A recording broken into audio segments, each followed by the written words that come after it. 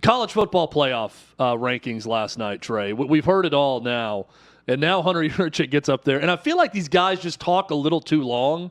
Yes. Like they should be trained to give the shortest possible answer when comparing teams. And I'll say this is one where I don't even need the transparency. You ranked them. We see what you're valuing right now based on the ranking. I wouldn't say a word. Let the rankings speak for themselves. But now Alabama's lack of a rushing attack is the problem, is why they're behind Notre Dame. You know, we all saw it, guys. They couldn't run the ball against Florida State in the first week, and that's continued all year, and that's why we favor Notre Dame over Alabama with no other metrics involved. We went into the season talking about strength of schedule, and we thought that was going to play a major factor, and now we're sitting here the third week of the CFP rankings, and all I could do is throw my hands up last night listening to Hunter Yurchik on the teleconference.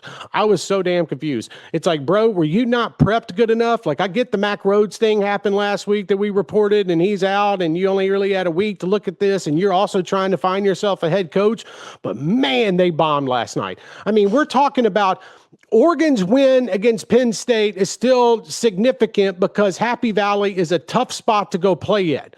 Okay, I can say that for half the teams in college football right now. Is that a metric now because you played at a tough stadium? Okay, was Doak Campbell a tough stadium for Alabama to open the season? And then they wanted to. One of the funniest things that stood out to me last night was when they were talking about Alabama and Notre Dame and Oklahoma and whatnot, they brought up the fact that, Alabama had to score 2 late touchdowns to beat South Carolina. I'm like, well, wait a minute. Texas A&M had to score 28 straight points to beat South Carolina. So how are we comparing South Carolina in this situation? And then he wants to go on and say, well, Alabama really doesn't look like Alabama. It's like, are we talking about the Nick Saban era? Or are we talking, what do we mean here? And he wants to go out and rush into football. Look, they are running this thing by the seat of their pants. And I think at the same time, they are not using the metrics that they put into place. I think that we all talked about in week 1. We were like, well, damn, they got it right. And then we're sitting here looking at, well, wait a minute. Why is Notre Dame ahead of them? Why is Oklahoma behind? And what's going to happen? Oh, by the way, we haven't really discussed Miami and Notre Dame yet because they're not in the same pool. And it's like, well, Miami beat Notre Dame, and that's one of the losses, but you're telling me that we're weighing losses over wins. So this is probably I hate to be cruel, but the dumbest teleconference that I've heard in a long time from the CFP committee because it just felt like they were lost. I mean, this is worse than Rich Clark whispering in the ear of Mac Rhodes last week, hey, man, you forgot about the Ohio State part, which was all broadcast because they didn't mute themselves. Like, I find this to be fascinating where we're at right now. And guys, we are coming down the stretch here. And it's not as if Miami and Notre Dame have tough games left on their schedule. Alabama, obviously, as Auburn. So I guess since Auburn is a tough venue at night, we're going to put a little bit more weight if Alabama wins that game. Like, you can't make some of this stuff up, man. It's all intentional, though, right? For a TV program. It gets people talking about it every week instead of once a year, which is when the bracket comes out. Trey, that's fine.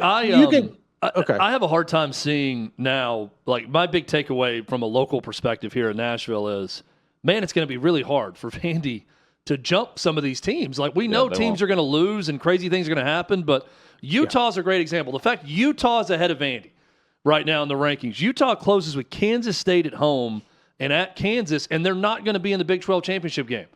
So they're going to be sitting. I don't think they're going to drop Utah below Vandy, even if Vandy goes to Knoxville and beats Tennessee in the last week. Like, they're going to have to do a 2 or 3 team jump somehow with teams that are still winning and jump over them. And we've seen that's not something that's very common with the committee. Hey, if you like the channel, become a season ticket holder for Hot Mic by clicking the subscribe button below and join the conversation in the comments section. Agree, disagree, we'll join you there in the chat.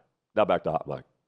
No, Chad, and the best thing for Vanderbilt to happen, I'm sorry, Vanderbilt fans, you got to be cheering on Tennessee Saturday night against Florida. And cheer on Missouri against Oklahoma, cheer on LSU against Oklahoma. That's one thing that's got to happen, is Oklahoma's got to lose one of these last 2 at home. Right. I mean, and then you cheer against Utah. I mean, all the teams, but Miami being ahead of them.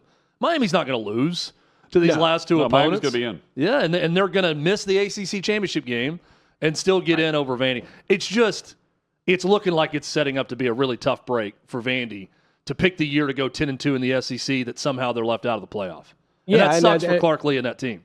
And it does, because I think that they have done enough to be playoff worthy. Because if we're comparing these other teams that might not have good schedules or good win-loss records right now, I know we could say the same thing about LSU. We could say the same thing about Missouri and those wins that they had and the run that they went on. And I just right now it's a weird spot, because pretty much what Hunter Yurachek said last night about Miami, when he's saying, well, yeah, there needs to have some things happen in front of them for them to move up. Well, the same thing can be said about Vanderbilt now. So I look, there is bound to be some kind of chaos that happens in the next 3 weeks. I don't think championship weekend is going to play a major factor. It depends on how it plays out. Like the Big Ten's not going to matter. The SEC game is not going to matter. ACC game, whatever. Only one team's getting out of that championship game. I mean, and then the Big 12. And you're right, Chad. You're probably going to be sitting on the outside looking in.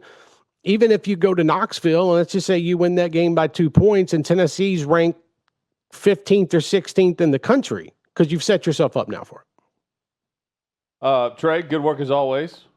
I appreciate it, guys. Thank you. It's been a wild couple of weeks, and we're still rolling on, and we'll see what transpires over the next 5 to 6 days. I'm paying attention to one city, and we got an interesting slate of games on Saturday. Enjoy the Velvet Ditch this week or whenever you head down there to Oxford. Enjoy that. Look forward to talking on the round table, boys. I appreciate it. Sounds good, man. Thanks for watching. Subscribe to OutKick Hot Mic. Daily content and more at OutKick Hot Mic on YouTube.